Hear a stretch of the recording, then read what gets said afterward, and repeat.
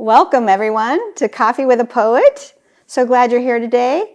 And we have the fabulous Claire in the studio. Thank you for being here today. It's great to be here. So tell us a little bit about yourself, how you first started writing poetry. So my name is Jessi Scoletti. My pen name is Claire, also known as Poet of the Wild. Award-winning author and poet. I've been writing poetry since I was 12 years old. Nice. And my family and I grew up in Oregon. We had 27 acres, and I was always immersed in nature, whether I'm exploring by myself or with family and friends. And so I grew up loving nature. I was in theater. I was in church choir, school chorus, and I took piano lessons, and so I was always very much into the creative arts. And it wasn't until early teen years that I just felt all these big emotions. And I remember distinctly that my mom was cooking, and I ran to her, and I was talking about some experience that I was having, all these big feelings, and she said, why don't you just write it down and see how you feel about it.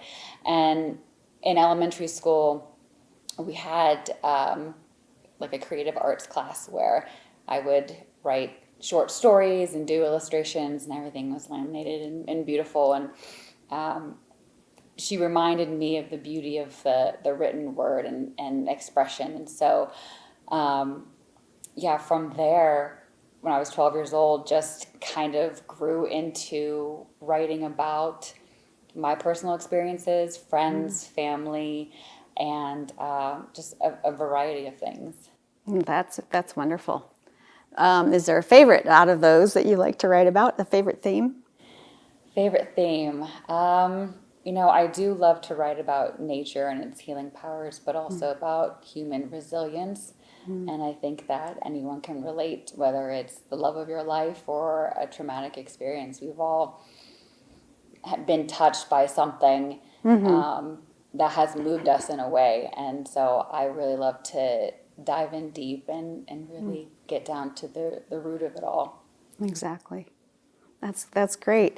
So how did you become known as Poet of the Wild? It's a wonderful title. Thank you. It actually, the name and the phrase just kind of came about organically. I write lyrical and visual poetry, and a lot of it is rooted in vivid imagery and the natural world. And so, oftentimes a name could escape us, but a phrase will stick with us. So I thought, people can't remember Claire. I'm like, what about, Poet of the Wild? We're talking about the untamed emotions and our truths, and very much rooted in the natural world and the healing essences that nature offers and provides.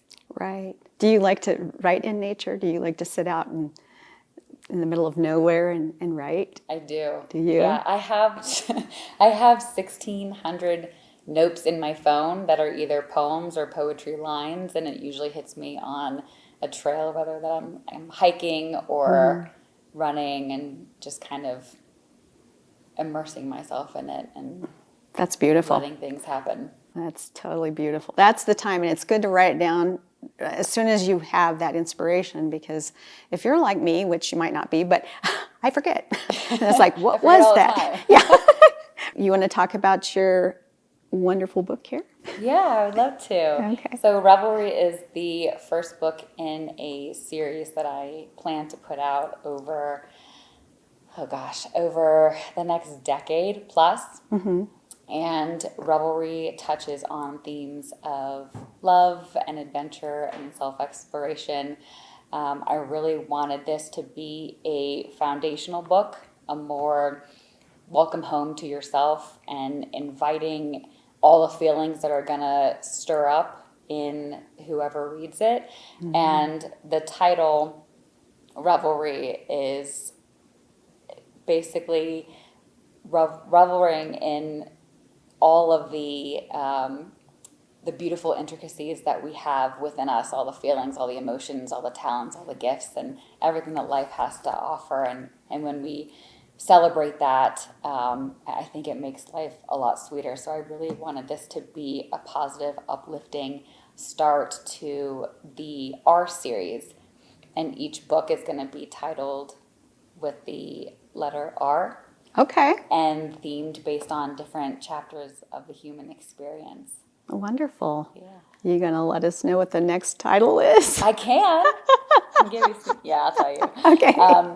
The next book is titled Remnants, and Remnants. that will cover the journey between loss and healing and really facing the shadow work that we all do when we encounter, something significant in our life. Mm-hmm. Wonderful. So how did you become a multi-award winning author? Having the recognitions is wonderful. But I really believe in the impact and the message that the book and the series has and will have. When you submit for an award, it's because you believe in it and you have a little faith that maybe it'll connect with someone else. It's an honor, and it's very humbling to know that what I put into this, people connect with it, and that's really what I've hoped for. So, so you just put it out there and then entered it into some competitions? Is that how you got the awards? So my editor has helped me a lot through this whole process, and she has a number of books herself, not poetry, but I asked her about how to market the book. How do I really reach people? Because I didn't go to school for marketing or writing. So, when you submit for an award, you look to see if you qualify, if the genre is there. You submit your manuscript, the cover, and a blurb about yourself, and just send it out into the world and hope for the best. Nice. But also keeping in mind that it shouldn't stop you no matter what the outcome is going to be. It's just you keep going, you keep putting your art out there, and it will reach whoever it needs to. That's true. That's great advice for writers, too, is not to give up. Don't give up. No. What's your biggest inspiration to write? You said nature. You love to sit out in nature and write. Is there another way that you get your inspiration? Everything is an inspiration, and it hits me at different times. It's conversations with others. I'm probably gonna write about this. It's wonderful. It's music. It's love. It's things that I just, when I'm sitting still and I observe it, or I overhear something that inspires me. I write about it, and nature is a huge piece in my writing because it offers a lot of healing, and we feel better when we are out in the sun and we're feeling very grounded, and nothing's off the table when it comes to inspiration. Wonderful. Would you like to read a couple of your favorite poems that you love to perform? Sure. So the first one that I love to perform is titled The Secret Life of a Poet. And I really wanted to have fun with this and be playful because I like to call this the long-winded answer to Tell Me About Yourself. Because we usually talk about what we do rather than who we are and what we're passionate about. And so I really just wanted to dive in deep with this one. The Secret Life of a Poet. Oh, we dream in fog and mist, the reddest of apples on the tree to pick, and the longest, sweetest, most passionate kiss. This is what we long for, hope for, and wish. The secret life of a poet, all whimsical and free, throwing candy hearts into the air for all to reach for and see, whose heart always races and never skips a beat, a love that grows deeper every time our eyes meet. The secret life of a poet, we see the world through tulle and lace, delicately dancing barefoot through the woods, shocking the earth awake, joining soil to flesh, seeing what love can create. This is what we long for, live for, and openly embrace. The secret life of a poet, untamed heart sought to wonder and wander, uncovering mysteries coiled for centuries that others ponder, decoding the brilliance of being while proclaiming an encore, and one whose secrets are revealed when you love her. The secret life of a poet. We are cinematic in the black and white classics, bold like tidal waves and beaming fireflies in the night, laying low in the coziest nook, watching every interaction. We are lanterns through your heart caves, mending all of your torn fragments, trying to show the world the most beautiful colors, using ourselves as a canvas. The secret life of a poet. We lovingly orchestrate stories with you as the muse, courageously offering an enticing richness of life for you, stirring up flavors and melodies and leading wherever the heart may choose, inherently connected to wildflowers and how they bloom. The secret life of a poet. We are windstorms and rainbows all in one, the deepest parts of the ocean and the brightest pinnacle of the sun, the most sensitive souls always chained to love. This is what we are created for, and we require a lifetime to explore and know no other way to be or love. That's beautiful. Thank you. Thank you. Lots of imagery in that, yeah. Thank you for sharing. Yes, thank you. Would you like to read another? Sure. Okay. So the next one that I love to read is titled Ghost. And after college, I moved to a small suburb outside of Columbus, Ohio.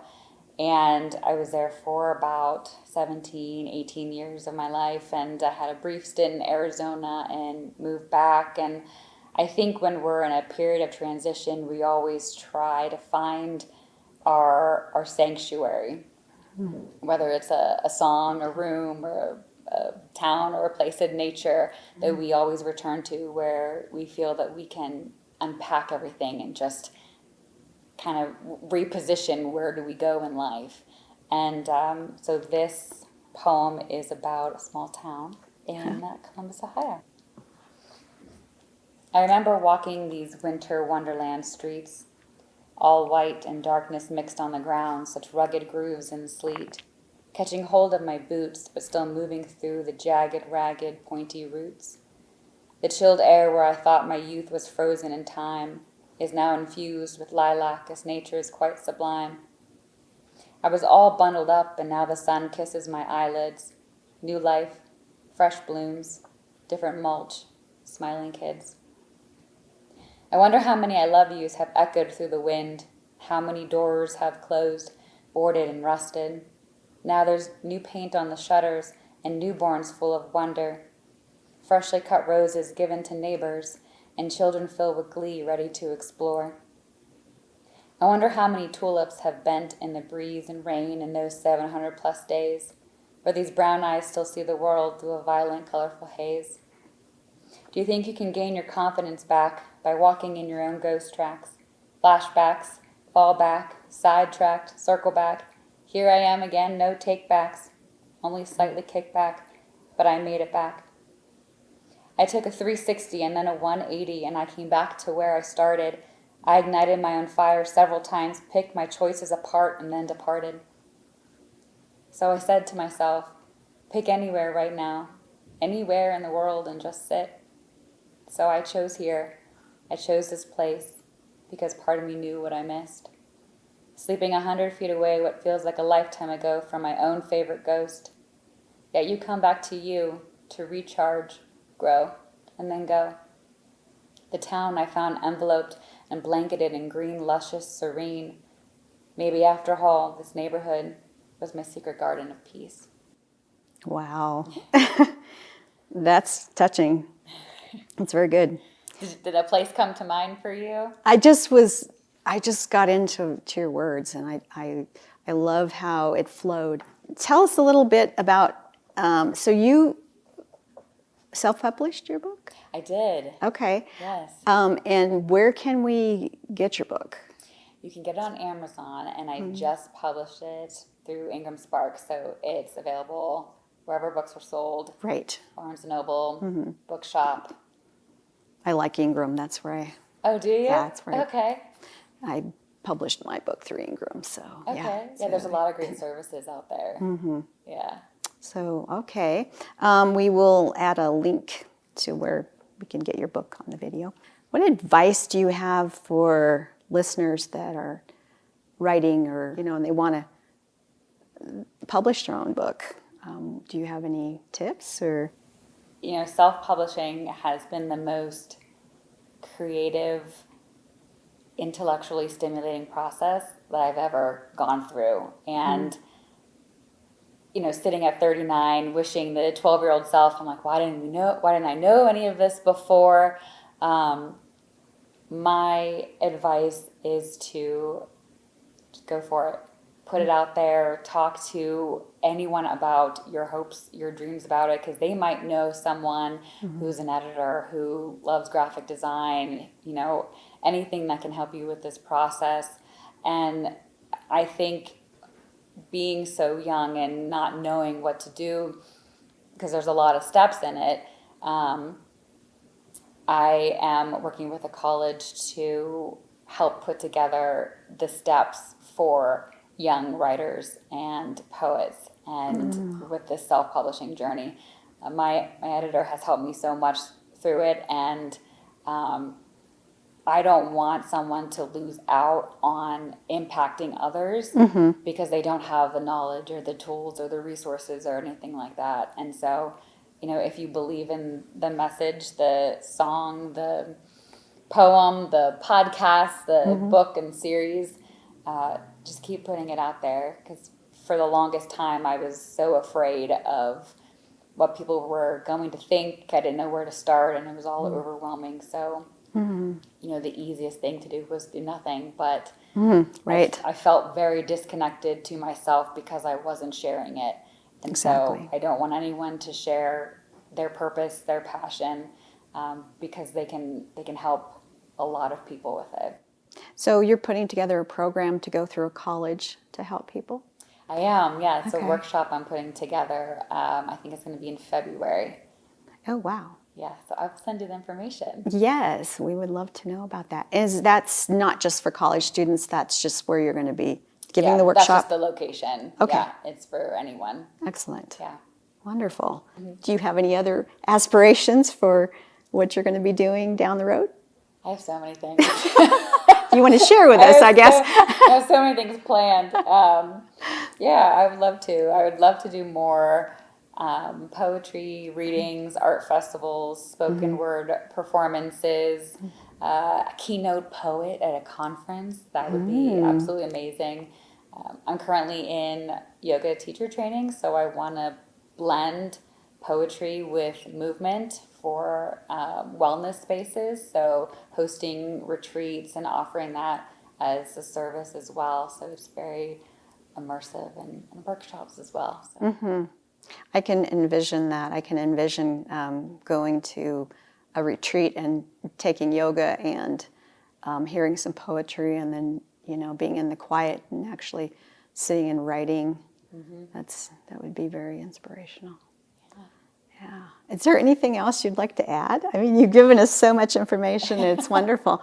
It's just amazing to be here, and I just encourage everyone to keep putting your passion out there, because it's going to touch someone's heart when they need it most. And I hope that people read Revelry, of course, and send it to a friend and keep the conversation going. When I first published, this was published in May of this year, and I had friends and family and even messages from people that were like, this sentence really hit me, and I couldn't put it into words, and what this experience meant, and I feel so much more clarity and inspired to write their own book. I just want people to keep the conversation going, of the hard conversations, the beautiful ones, and everything that makes us us. Right. That's lovely. Thank you so much, Jessi. Thanks for having me, Diane. Thank you for being here. And thank you, everyone, for being here with us as well. Give us a like and subscribe. Bye.